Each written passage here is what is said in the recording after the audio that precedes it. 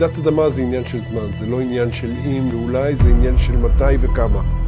אסון טבע מגיע ללא התראה, מהרגע להרגע.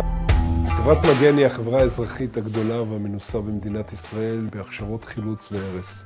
חברת מגן ניהול אסונות מוציאה משלחות חילוץ של מתנדבים לאירועי אסון המוניים. לי אישית יצא להיות בלמעלה מ-20 אירועים גדולים ואסונות גדולים בעולם. חברת מגן איתור וחילוץ מספקת מענה 24/7 לאיתור וחילוץ מטיילים ברחבי העולם.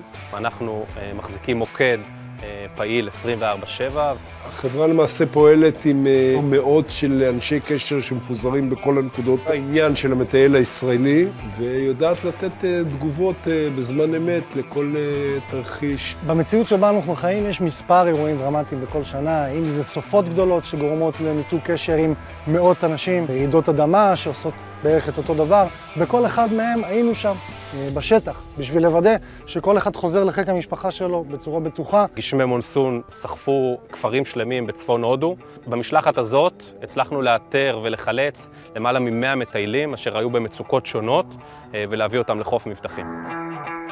חילוץ זה לקחת את הבית שלך שנהיה גל הריסות ולהעביר את כל מה שנשאר ממנו מנקודה X לנקודה Y בצורה מסודרת ומבוקרת, שפה ושם אתה נתקל באלמנטים ודברים שאתה צריך לחתוך, לשבור, לבקע או להרים, וככל שתלמד לעשות את זה, ככה יגדל הסיכוי שתוכל להציל יותר אנשים חיים במקרה. ומדינת ישראל נערכת לקראת מענה לרעידת אדמה. במסגרת ההיערכות שלה היא נערכת עם מספר רב של צוותי חילוץ שידעו לתת את המענה הראשוני ביממות הראשונות. אנחנו מקימים צוותי חילוץ כמעט בכל היישובים בארץ בשיתוף עם פיקוד העורף. אנחנו יודעים לתת מענה בדמות חליפת אימונים אישית שמותאמת לכל הכוח ולצרכים שלו. מטרת ההכשרות חילוץ שאנחנו מבצעים זה בעצם שהיחידות האלה כן ידעו לתת את המענה לעצמם ולא יצטרכו לחכות ליחידות חילוץ, שלהם לוקח הרבה מאוד זמן להגיע, דבר שבאופן ישיר משפיע על הצלת החיים.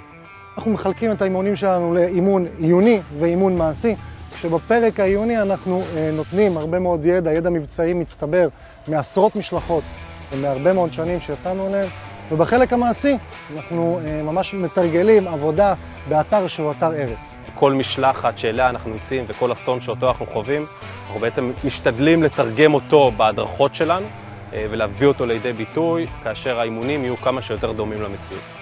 המציאות שבחילוץ היא עבודה בכל תנאי מזג האוויר, גם ביום וגם בלילה. והאתרים שלנו בנויים לעבודה ביום ובלילה. מתרגלים עבודה ביום ובלילה, יש אפשרות לתרגל שהייה לאורך זמן, כולל לינה, כולל מזון, כולל כל מה שצריך, לתרגול של עבודה רציפה.